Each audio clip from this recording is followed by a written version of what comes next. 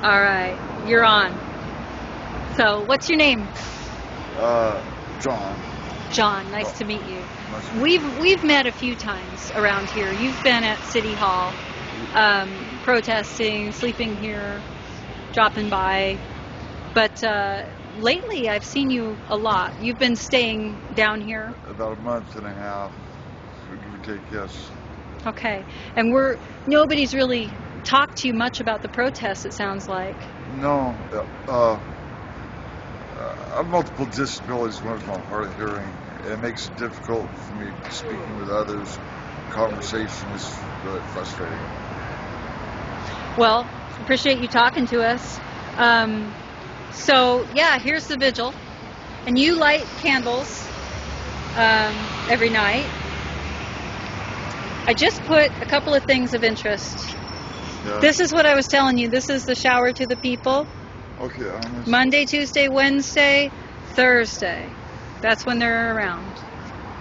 And then this is something I'm excited about. We were just talking about rights, and let me go ahead and take this out. This is a new edition. Jack. Do you know Jack? Honestly, I don't. Okay. Jack was here earlier, and I'll introduce you. Okay. He brought us this paper. I'm going to show you.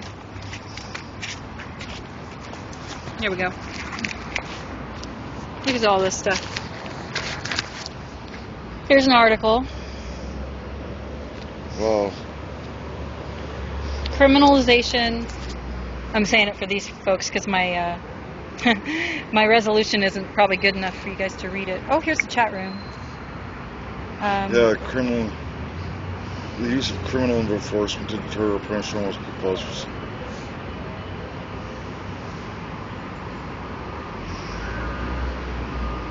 Criminalizing of homelessness.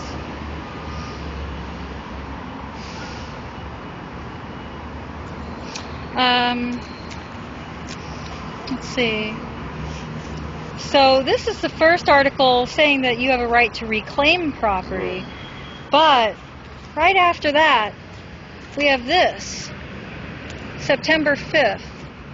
Ninth Circuit Court says Los Angeles can't throw it away. Can't treat personal belongings of homeless individuals like trash. And that applies to us too. That applies to everybody, every city. Yeah. And so they can't throw it away. They can't, quote, abate a nuisance. They ruled that the only time that they could possibly do that is if there is a serious risk to health or safety of the public. And that doesn't mean that they saw some gnats. It means serious risk, like a bomb threat. This is the sidewalk use. This is where you are. Here's a pedestrian use zone that they were talking about. And everything in here that they say we can't do, see, use of the pedestrian use zone by a person who's not a pedestrian.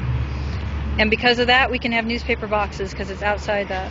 And that's what, so that's why I say if a policeman bothers you, as soon as they approach you, in fact, yell for us, and we're going to grab the book and the camera. And we're going to do what we do every morning and tell them what the law is. And then they'll run back into City Hall and say, I don't have something, give me something else. Because City Hall just wants it taken care of. And they run through about 3 different laws. And finally they're like, give me a break. Can you just move out of this pedestrian use zone? Can you just maybe clean up your bag a little bit? They ask us for something small. We say, absolutely. And we do it. And that's the end of it. And then they go away. It's kind of cool. I don't think these guys want to be used. So anyway. That's 8th Amendment. Yep. So there is no special constitution just for homeless people. That's. It's sad that somebody even tried to treat it like that. Thanks. Oh, thank you. Yeah, got the camera. Anyway, so you have one of those stories that I think is really amazing. First of all, you're a vet. Yeah. So, thank you. Okay. I don't know if a lot of people would really where things have gone on from like early spring, early summer around Portland here. It's unfortunate the circumstances of my disability, multiple disabilities. Even so, it's not what it costs for rent is like beyond what I can afford on my disability, and I'm unable to work.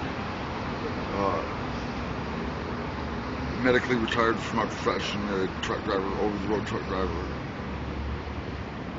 Down in the Pearl district, where a lot of people had camped, you know, it's like 14, you know, I'm sorry. They cleaned up a lot of the city, you know, cleaned up a lot, arrested and or moved a lot of the people that were camping, you know, staying down that area, homeless people, ran them all off, cleaned up all their stuff, impounded it. They did the same thing over on the other side of the river by the Hawthorne Bridge, or the viaduct over there. Others that were sleeping on the I-5 viaduct, the I-84 viaduct, police have systematically been running everybody off. Where are they going to go? You know, these people that, like, normal people that have, you know, society wouldn't really see them. But they're giving them no place else to go other than the parks, Burnside Bridge, congregating downtown. Normal citizen complains about all the homeless people and the mess they leave behind. They give them no place to go. They wouldn't be congregating on the sidewalks. They wouldn't have run them out from under the freeway, out of sight, out of mind. No, they run them out of sight, out of mind, put them out there. You know, they keep running them off. Let's put it this way: sleeping on the Burnside Bridge, I don't feel safe there. Every place I've been run off around Portland here to sleep for the night, of all the places, City Hall here. I sleep here because I feel safe here. Worry about somebody trying to tase me with a stolen taser or urinating on me. But yeah, I sleep here also because being on a housing list from Home Forward, Central City Concern, TPI, one other I remember. For 8 months now, better than 8 months. What else do I have to do, you know? I'd like to have a place to live. So when you have a place to I'm live, frustrated. It's hard. It's difficult. when you have a place to live, but it's a sidewalk, what makes one sidewalk better than another sidewalk? Safer. I feel safer. You feel safer here? Yeah. I could go down over the park down there, a block away. I don't feel safe down there. Which is really unfortunate. I don't have to worry about my stuff getting stolen from me here. I don't have to worry about somebody threatening me or somebody's intoxicated or high on drugs, you know. So there's a couple of things that keep it safe. And it depends on cooperation. And it depends on communication. So someone might come up to you and say, you don't drink. But let's say you did. Is that offensive if I just pretend that you drank? And I saw you with a beer can and it was open. I would say that's breaking the law and we don't do that at this protest. Because we're reaching out to the public, we don't want to incur complaints. That gives us safety from, say, in the morning when the cops come. They're a little bit less aggressive if we don't have, you know, fights or law breaking or whatever, you know. So for some people that's a problem because they don't want to be told what to do. This is a public sidewalk. So it's a real challenge to say it's a public sidewalk, but you're here because of us, because we're together keeping it safe. We're a family and we're doing a protest. So that means that when you have somebody who comes down and sleeps by you, But we don't know, you don't know. We'd like you guys to get to know the person and kind of give them the orientation about what's going on. And the first thing we should be doing is giving people a sign. Right. You said that you'd fly the sign, and you took the one I had about don't seize my belongings. I think I flied for a couple minutes, and then I ended up getting self-conscious, you know. Yeah. Well, you just put it out near you, on the wall or out by a tree. You don't have to hold it. Yeah. It's doing interviews, playing stuff. Yeah. I believe in, protesting for what my rights, my constitutional rights. The amendments to the Constitution, which were adopted and ratified by the state of Oregon. And I understand these rights, the first, the fourth, the eighth, the fifth. I mean, like the ones that really matter. That right to peacefully assemble and protest for redress of grievances against my government here. In my position, I'm ashamed of my government, both at the city, local, the state, and the federal level. Because there's no bipartisanship. I mean, it's how's a simple. I wish I could have a job like this where I wouldn't get fired for lying. Wouldn't get fired for life. Lying. Oh, you don't get fired for lying. Or if maybe like a police officer who can keep his job after shooting somebody in the back. It's absurd whether you're a politician, a public official, like a police officer. They get to write the laws and enforce them. 90% of all politicians are lawyers. But what do lawyers do? They make and write laws. Bend them. Cheat on them, lie, and they don't get fired.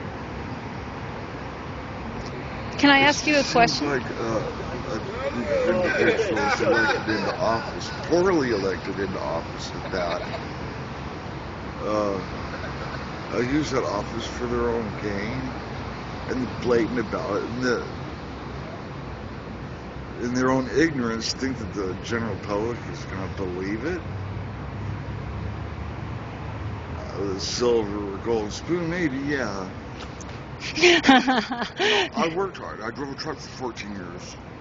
I paid taxes. Out of all the taxes I paid, road use taxes. You see the bumper sticker on the back of the truck says, as a matter of fact, I do own the road. Well, yeah, no other business pays more in taxes than owner-operators or companies that operate commercial motor vehicles. And yet, if anything that Joe Blow consumer, federal government, or anybody gets is brought by truck. So much by road. I can't do it anymore. I'm medically retired.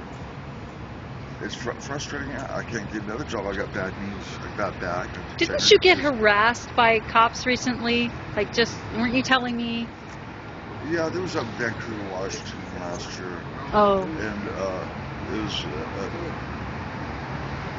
on my way, 2 days after I had surgery,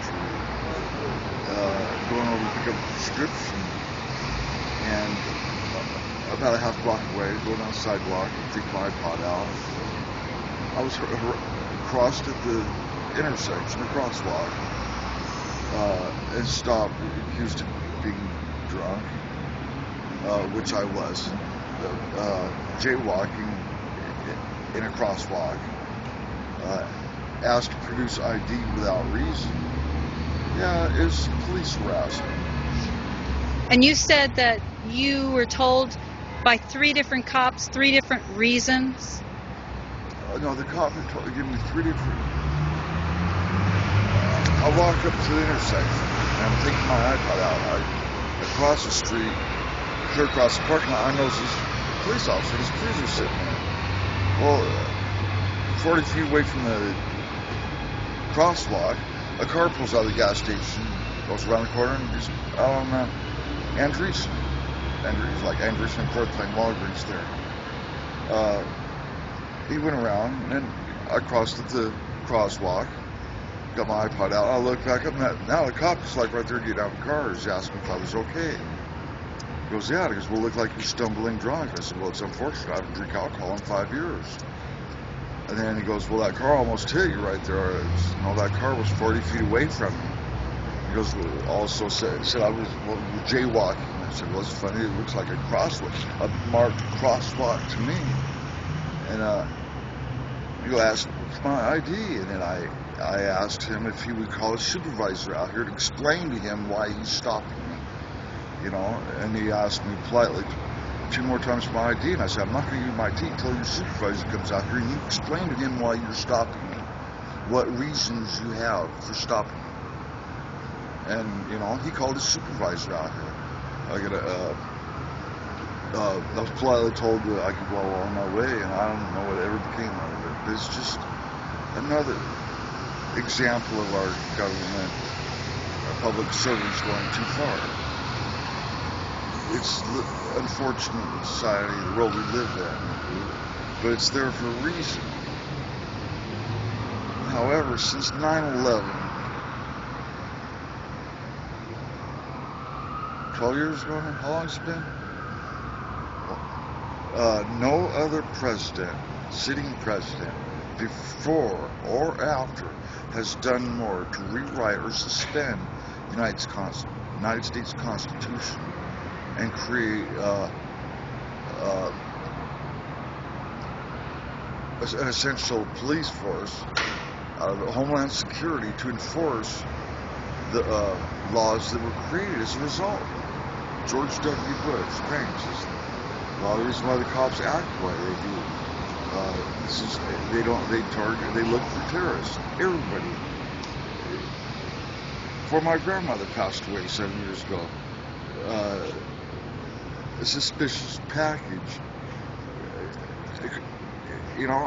harassed for it, potential terrorist activities. I mean, it's just, what happened to common sense?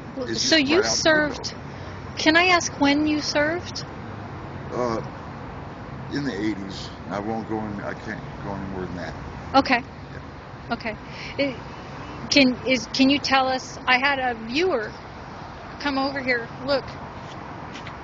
Now, see, I wonder why he went in the service. Why don't you serve? Why'd you go in the service? Can you tell us? I really love talking Not? about that. Okay. Yeah. Okay. Well, anyway, that's fine. They were curious, but... It wasn't by choice, let's put it that way. Okay. So... I was young and made a couple mistakes, and it was the alternative choice. Oh, okay. Yeah. Okay, I get you. A So, long time ago. that's an interesting story. But we still appreciate, however reason you went in, that you did. I mean, even if I don't like what the military is being used for, very often, I still have to appreciate people who are dedicated to our country.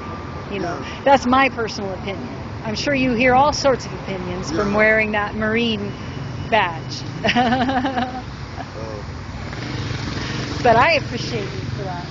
And I really like what you have to say about this protest and about our Constitution, and the fact that when a police officer harasses you, you can make them explain what law. Well, yeah, I have 2 choices. I could tell them, hey, look, I'm a veteran, I'm disabled, leave me alone. If I'm really angry enough, and they pretty much do. Or I could, stop and think about it, apply what I learned in law school. Which is unfortunate because they don't, if you cite code, which they know, they don't like it because you know what they know. But when you apply words like arbitrary, capricious application of the code, they don't like it because you know more than they don't. They feel threatened. And for the moment they've got the badge, they have the authority, they can do whatever they want. I have the right to appeal it. And there are multiple steps to an appeals process. If you don't like the answer you're giving at the lower, just keep proceeding all the way up. So when a police, who are you appealing? What are you appealing? A police gives you a ticket, or I have a medical marijuana card, an Oregon State medical marijuana card. I have valid medical. It's for the card. I was cleaning my paraphernalia, sitting in the park rather discreetly. On the park rangers, I held my hand like this. He talked to me, asked me what was on my hand. I showed him, and he wrote me a ticket for possession of less than an ounce. Which he didn't ask me. I think he was assuming that I did. He wrote me a ticket for possession of marijuana, which I didn't have. Just because I pipe my hand does mean I have it. He didn't search me.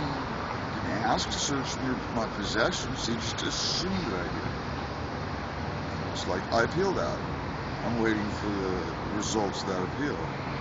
He also wrote me a ticket for possession, which, if I go to court on that, I'll have my moment to say. I can ask the officer, will use my right to question him. Yeah. So, my friend over here, she got a warning. She wasn't even doing anything wrong. Association is not legal to do. The purpose of the code is to issue warning to somebody that they're violating a rule. Make sure that they understand that there is a rule. They're violating it. She wasn't even violating the rule. Right. Which is totally... Right. Well, so I realized that you guys have places to be in the morning a lot of the times. One fella said he was going off to the daily labor. He's got to get up early, and people have to take care of their business, go get showers, go eat. But one of these days, we'll be here together when the police come, and Gladly.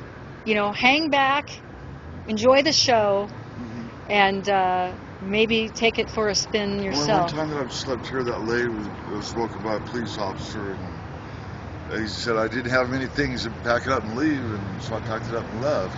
So I try to make it a point to be gone before they get here. Although not giving them the satisfaction of waking me up, telling me I have to leave.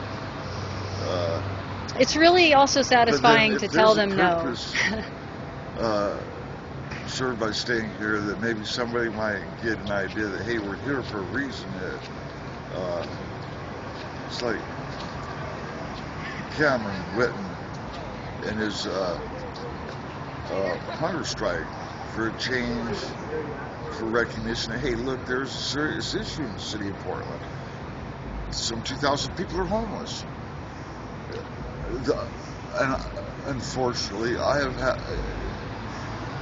met a lot of the homeless people that have mental health issues, multiple mental health issues, or disabilities, that can't work.